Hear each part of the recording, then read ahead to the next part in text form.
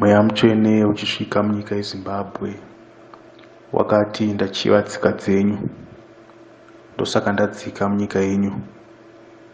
Saka ngatiregerei kuchinja tsika dzedu dzakanaka, tsika dzechinyakare, tsika dzekukudzana.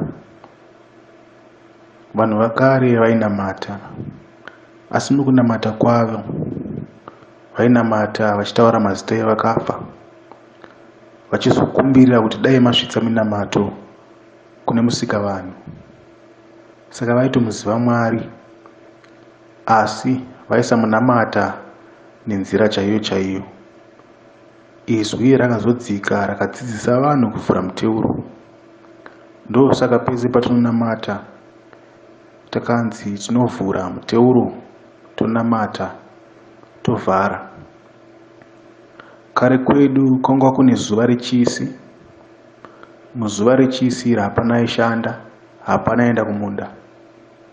IZWI rakazodzika nezuva rechishanu, kuti zuva rechishanu ichi hapana anoshanda, hapana anoshandisa mari. Zuva rechishanu ngarikwane vanhu vari paMasowe. Vakuru vedu vaitomboenda pasi pemuhacha vachikumbira sadza, vachipiwa sadza riri mumbiya. Vakuru vedu vaivimba kumudzimu,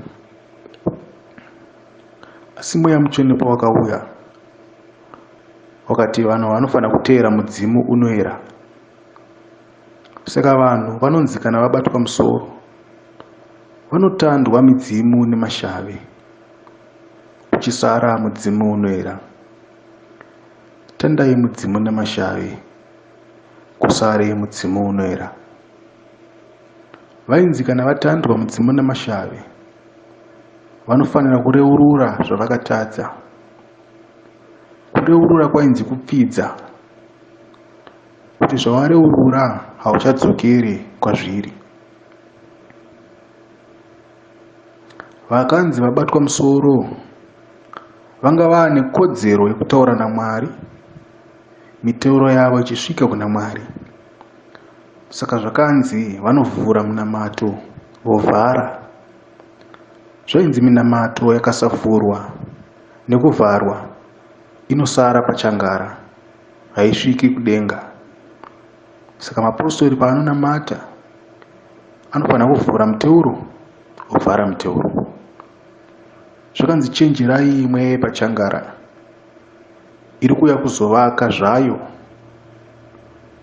ichisanganisa nhau yekunamata nenhau isiri kunamata. Zvakanzi mweya muchaiziva nekutyora mitumbi mitatu. Mweya Mutsvene unobva mudare. Tsika dzenyu ndidzo dzakachivikanwa nekudenga. Chiregai kurasa hunhu muchitevera zvemazuva ano. Namatai zuva rechishanu. Tichamira naIsaka pakufa. Isaka ndiEmanueri. Chishanu maronda mashanu, maronda aEmanueri. Ndosaka makanzi madzibaba nemadzimai. Kunga kuri kusimbisa rukudzo. Mweya Mutsvene wakachiva tsika dzedu.